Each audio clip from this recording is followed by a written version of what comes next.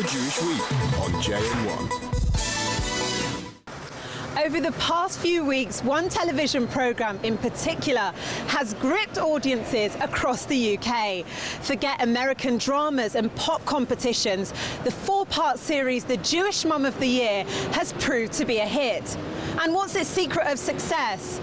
The celebration of the variety of Jewish life.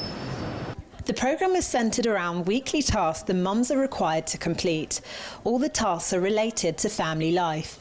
At the end of each episode, the bottom two contestants are asked to leave.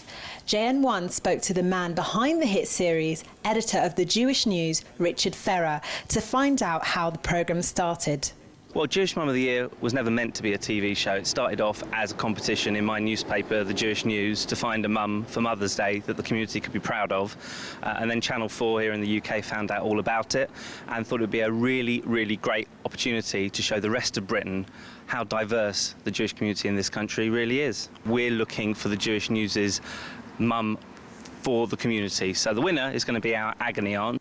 Richard told us more about his role in the programme. I'm always there on hand, reporting back to my judges, making sure that they make the right decision at the end of the day, because we start with 8 mums, and of course we only end up with 1. So I'm there reporting back and feeding back information, and I'm just like hovering in the background, making sort of judgments and making sure that the judges make the right conclusions. One of the finalists of the competition, Sandy Ferrer from Leeds, told us about her experience as a contestant.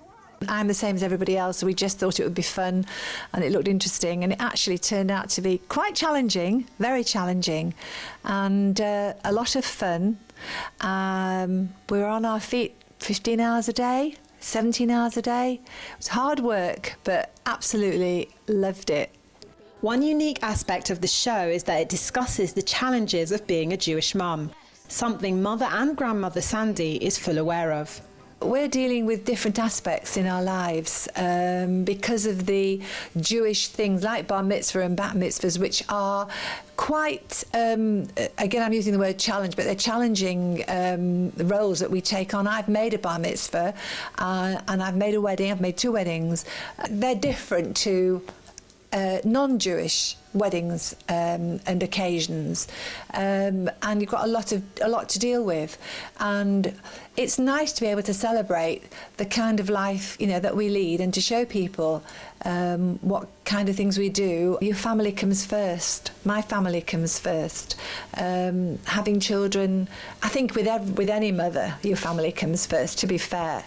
But somehow with Jewish people, I think we tend to smother. I think I'm a Jewish mother, but I'm probably a Jewish smotherer as well, because I don't know, I think it's protection and survival again, and keeping the family and leading them on the right road. And we as Jews, because we're a smaller community in the diaspora, we have to fight to preserve our identity, and it's hard.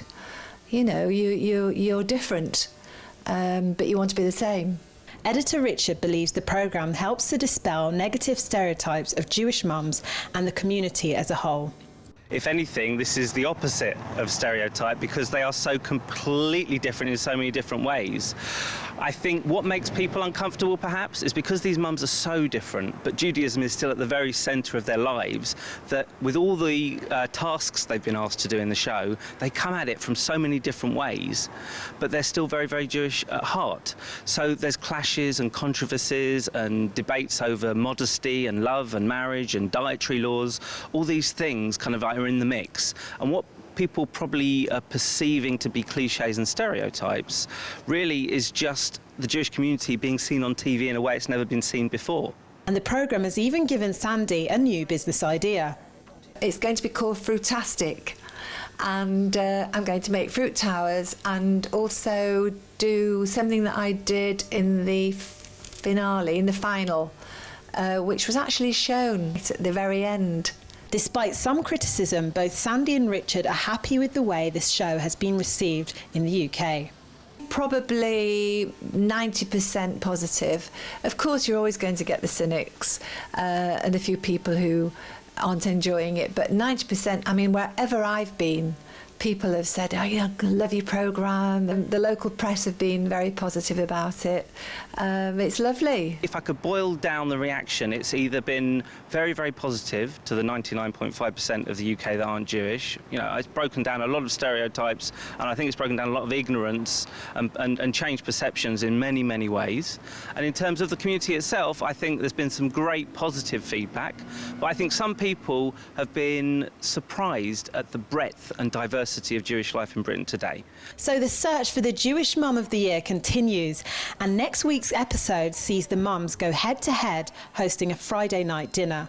The competition concludes on the 30th of October, when we'll find out who is the Jewish Mum of the Year. This is Celestina Olulode for JN1 in London.